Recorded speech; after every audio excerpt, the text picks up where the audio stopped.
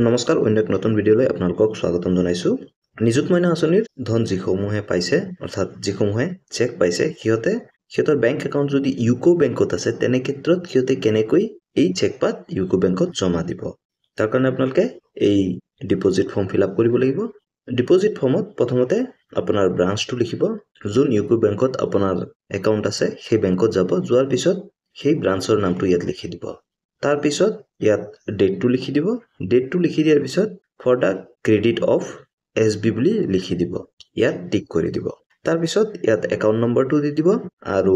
আপোনাৰ নামটো ইয়াত লিখি দিব নামটো লিখি দিয়াৰ পিছত আপুনি কি কৰিব আপোনাৰ যি চেক পাতৰ নাম্বাৰ হয় যেটো চেক পাতৰ নাম্বাৰ আপোনালোকে দেখা পাইছে এটো আপুনি এই বক্সত ভৰাই দিব ভৰাই দিয়াৰ পিছত ইয়াত আপোনাৰ যি চেক পাতৰ বেংক হয় হেতু দি দিব যেহেতু এটো এছবিআই ৰ হয় আপুনি এছবিআই বুলি লিখি দিব তাৰে পিছত আপুনি কিমান টকা হেতু ইয়াত লিখি দিব লাগিব যেহেতু চেক পাতত 1250 টকা আছে আপুনি 1250 টকা লিখি দিব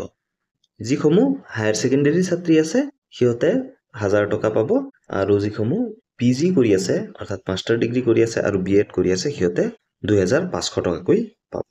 তা আপোনালোকৰ চেকৰ মতে আপোনালোকে লিখি দিব তাৰে পিছত আকৌ টোটেলটো ইয়াত লিখি দিব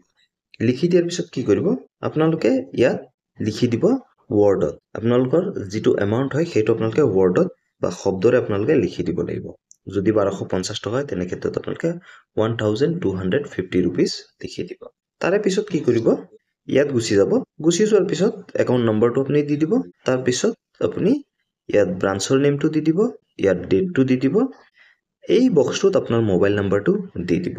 ইয়াত আপোনালোকে পেন নম্বৰ দেখা পাইছে পেন নম্বৰটো ম্যান্ডেটৰি নহয় যদি আপুনি ইচ্ছা কৰে আপুনি দিব পাৰে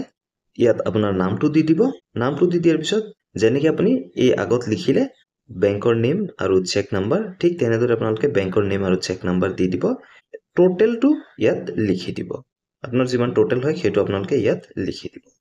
তাৰ পিছত আপুনি ইয়াত ওয়াৰ্ডত লিখি দিব যে 1250 रुपीस বা আপোনাৰ যদি 2500 টকা হয় তেনে ক্ষেত্ৰত 2500 रुपीस বুলি লিখি দিব বা যদি 1000 টকা হয় তেনে ক্ষেত্ৰত 1000 रुपीस বুলি লিখি দিব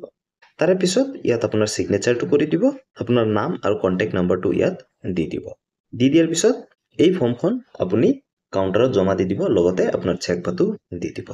এইখিনি কৰাৰ পিছত আপোনাৰ 2 দিনৰ ভিতৰতে আপোনাৰ পইচাটো একাউণ্টত সোমাই যাব বাকি বেংকসমূহৰ ভিডিও